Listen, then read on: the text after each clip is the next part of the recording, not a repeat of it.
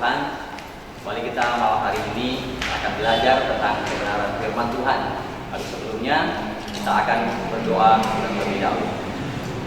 Bapa yang ada dalam kerajaan sorga, kami mengucap syukur kepadamu karena kesempatan yang Tuhan beri di dalam kehidupan kami, pemeliharaan Tuhan, penyertaan Tuhan yang begitu nyata kami rasakan, sehingga sampai saat ini Tuhan, kami boleh ada sebagaimana kami ada. Sebentar kami akan belajar tentang kebenaran firman-Mu, mohon pengurapan Tuhan, biarlah Roh Kudus yang membawa kami mengerti, sehingga Tuhan kami dimampukan untuk memahami firman-Mu ini. Terima kasih Tuhan Yesus, dalam nama Tuhan Yesus kami berdoa mengucap syukur, haleluya, amin.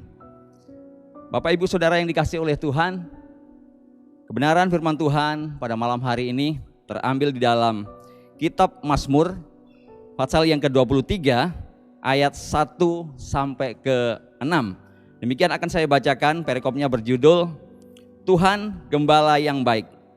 Mazmur Daud, Tuhan adalah gembalaku, takkan kekurangan aku. Ia membaringkan aku di padang yang berumput hijau. Ia membimbing aku ke air yang tenang. Ia menyegarkan jiwaku. Ia menuntun aku di jalan yang benar oleh karena namanya. Sekalipun aku berjalan dalam lembah kekelaman, aku tidak takut bahaya. Sebab Engkau besertaku, gadamu dan tongkatmu itulah yang menghibur aku.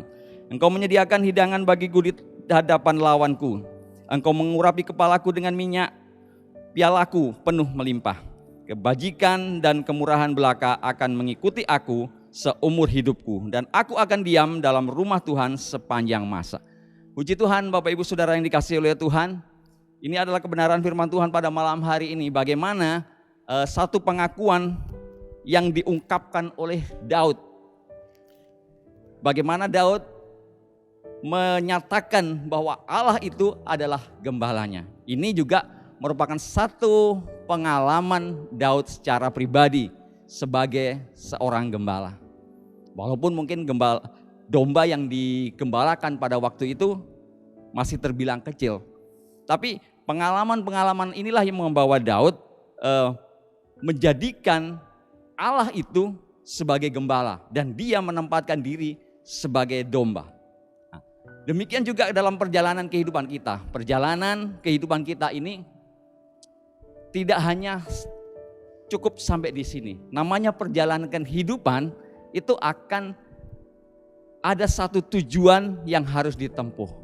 Ada satu tujuan yang harus dicapai. Itu perjalanan dalam kehidupan kita ini. Daud menganggap Allah sebagai gembalanya itu. Artinya apa? Allah itu satu pribadi, sang penanggung jawab dalam dirinya ini. Gembala itu akan bagaimana caranya berupaya supaya domba-dombanya itu terpelihara dengan baik. Di dalam renungan pada kesempatan malam hari ini, saya akan berikan tema sang penanggung jawab. Bagaimana sang penanggung jawab menurut teks yang kita baca pada malam hari ini? Yang pertama, sang penanggung jawab itu, yakni Allah kita, gembala kita yang agung itu. Yang pertama, dia mencukupi. Ada di ayat yang kedua sampai ke-3 bagian A. Di sana dikatakan begini. Ia membaringkan aku di padang yang berumput hijau. Ia membimbing aku ke air yang tenang. Ia menyegarkan jiwaku. Ia menuntun aku. Ia menyegarkan jiwaku. Sampai di sana. Nah, inilah yang dinamakan ia mencukupi. Sang penanggung jawab itu akan mencukupi segala kebutuhan kita. Itu pasti. Allah kita akan mencukupi segala kebutuhan keperluan kita sebagai domba-dombanya.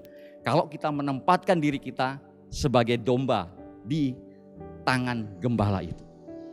Dia mencukupi keperluan kita, kebutuhan kita, apa yang kita perlu, apa yang kita rindukan, apa yang kita butuhkan, Allah mencukupi. Dikatakan ia membaringkan aku di padang yang berumput hijau. Artinya namanya domba, makanannya adalah rumput. Dan itu kita dibaringkan di dalam rumput, padang rumput yang hijau.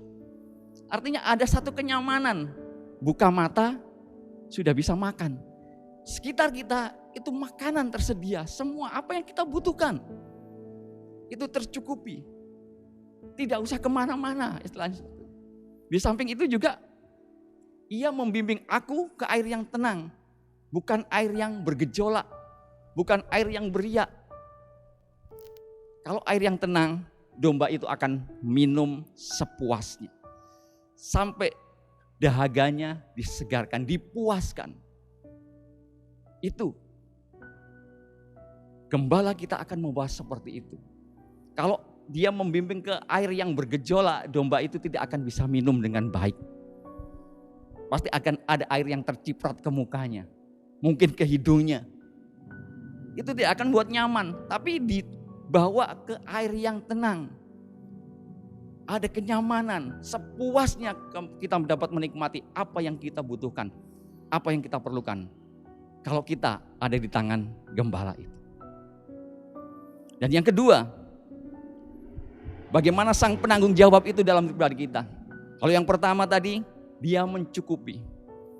Kemudian yang kedua, mendidik. Nah, ini sang penanggung jawab itu akan mendidik kita. Di ayat yang ke-3b sampai ke-4, di sana dikatakan, ia menuntun aku di jalan yang benar oleh karena namanya. Sekalipun aku berjalan dalam lembah kekelaman, aku tidak takut bahaya. Sebab engkau besertaku, gadamu dan tongkatmu, itulah yang menghibur aku. Sang penanggung jawab dalam kehidupan kita, gembala kita itu, dia mendidik kita. Gembala kita itu. Bapak ibu saudara yang dikasihi oleh Tuhan, kalau kita lihat satu gembala ini dengan domba, kalau kita lihat di Indonesia ini tidak akan sama dengan seperti ini. Kalau di tempat kita, mungkin di Jogja ini, bagaimana orang yang menggembalakan domba atau kambing itu, atau sapi. Mungkin dia akan keluarkan, kemudian dia hanya taruh di sawah demikian itu, atau di padang, kemudian dia tinggal sudah. Tidak ada gembala itu yang dia perbuat untuk dombanya ini. Tetapi beda kalau pada waktu konteksnya ini seperti Daud ini. Domba itu akan dituntun, pertama dia akan mencari rumput yang hijau, air yang tenang. Tapi ketika padang rumput itu sudah habis, dia akan tuntun lagi, mencari lagi rumah padang rumput yang hijau lagi. Dan perjalanan inilah yang membawa gembala dan domba ini terkadang harus melewati yang namanya lembah. Lembah di antara, namanya lembah itu kan di antara gunung-gunung seperti itu.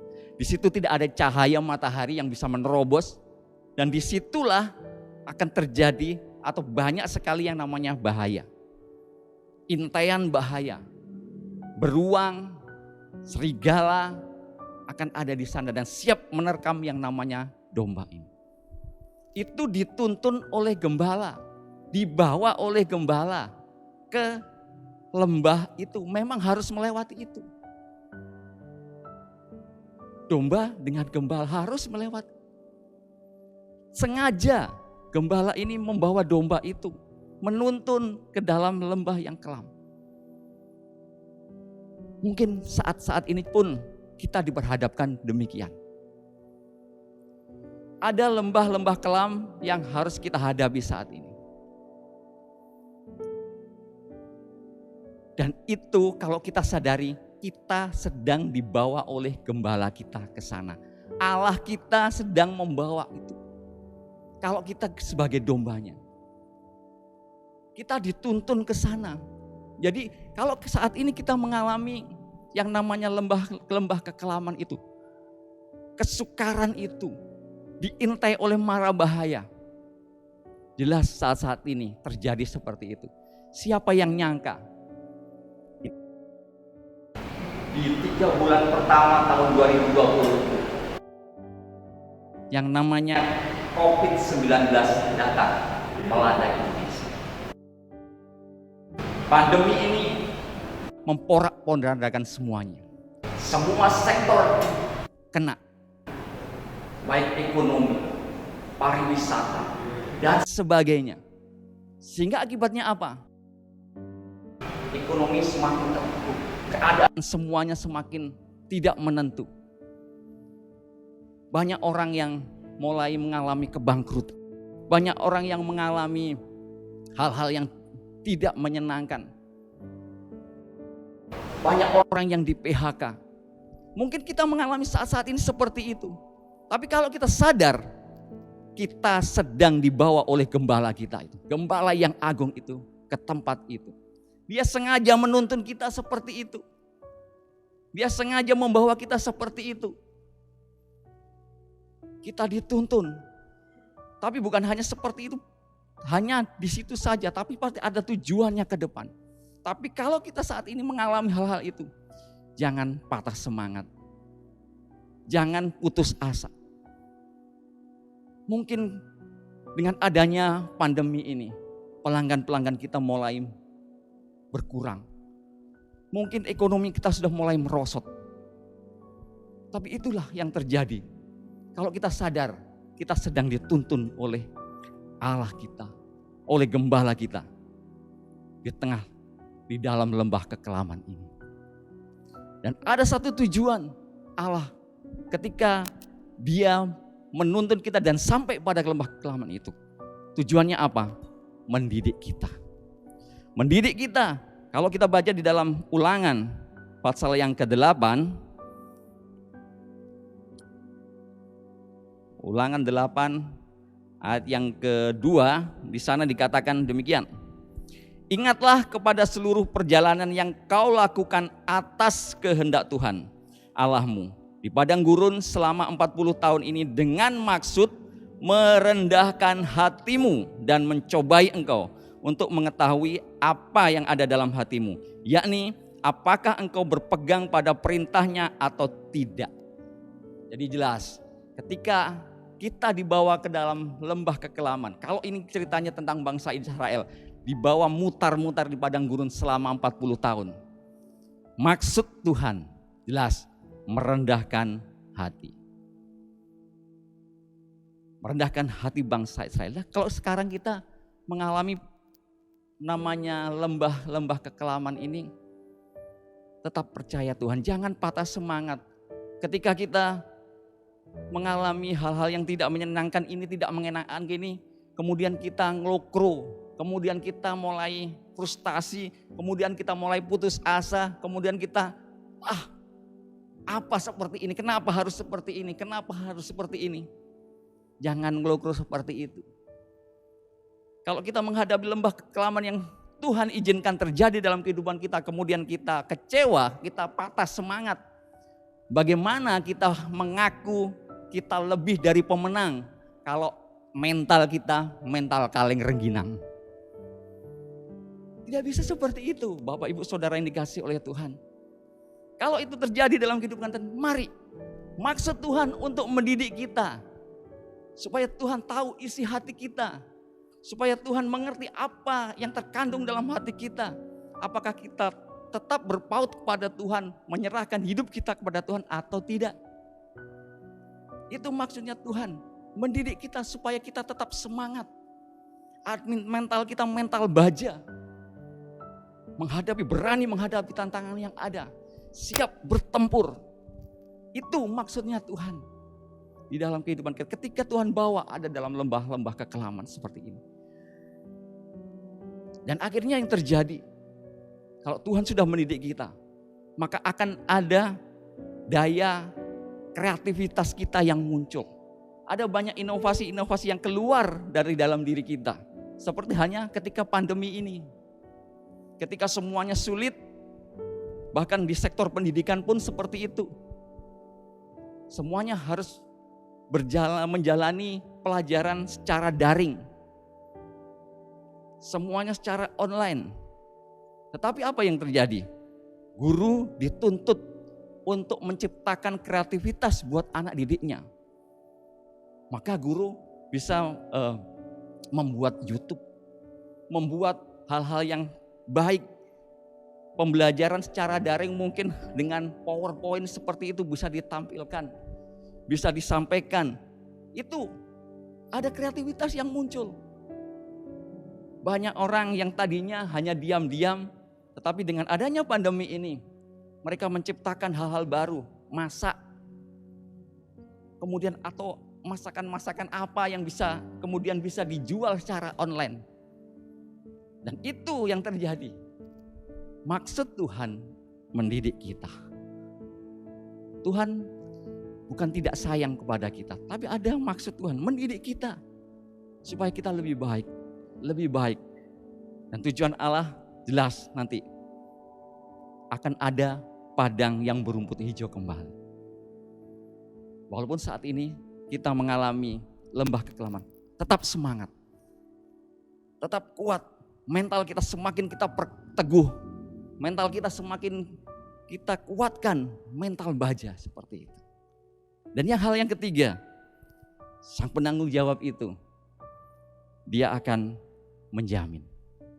Ayat yang ke-6, sana dikatakan, kebajikan dan kemurahan belaka akan mengikuti aku seumur hidupku, dan aku akan diam dalam rumah Tuhan sepanjang masa. Jadi ini jaminan yang diberikan kepada kita sebagai domba-dombanya Allah. Kebajikan, kemurahan itu akan mengikuti kita.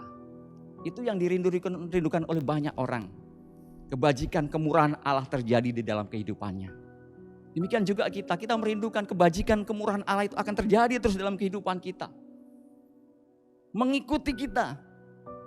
Bukan berarti kita akan diam-diam saja. Kemudian kita tidak melakukan apa-apa. Tetap lakukan, kerjakan tugas-tugas kita. Aktivitas kita, keseharian kita, pelayanan kita. Dan penempatkan diri kita sebagai domba di tangannya gembala itu. Maka kebajikan, kemurahan Allah itu akan menyertai kita seumur hidup kita. Bahkan kita akan diam di rumah Tuhan sepanjang masa. Itu yang terjadi. Ada satu ketenangan. Kalau diam di dalam rumah Tuhan adalah menggambarkan satu ketenangan jiwa kita. Jiwa kita tenang. Jiwa kita akan mendapat kesentosaan. Bahkan jaminan ke depannya. Sorga tersedia buat kita. Itu jaminan yang Tuhan berikan dalam hidup kita sebagai domba di tangannya gembala itu. Jadi Bapak Ibu Saudara yang dikasihi oleh Tuhan, melalui teks yang kita baca tadi, kita diajarkan bagaimana sang penanggung jawab itu. Yang pertama, sang penanggung jawab akan mencukupi. Yang kedua, sang penanggung jawab akan mendidik kita. Dan yang ketiga, sang penanggung jawab akan menjamin kita sampai kesudahannya. Puji Tuhan, ini kebenaran firman Tuhan yang bisa saya sampaikan. Tuhan memberkati. Kita akan berdoa. Bapa, kami bersyukur kepadamu malam hari ini. Kami boleh belajar tentang kebenaran firman-Mu.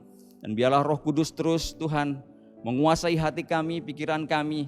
Sehingga kami boleh diterjemahkan firman itu dalam hati kami. Ada rema yang kami terima.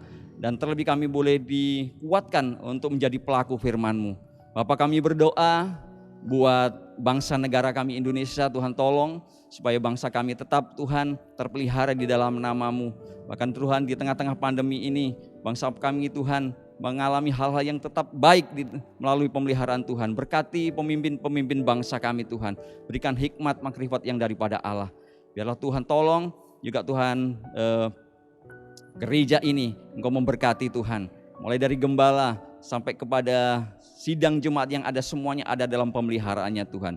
Terima kasih Tuhan Yesus, kami mengucap syukur dalam nama Tuhan Yesus Kristus. Haleluya. Amin.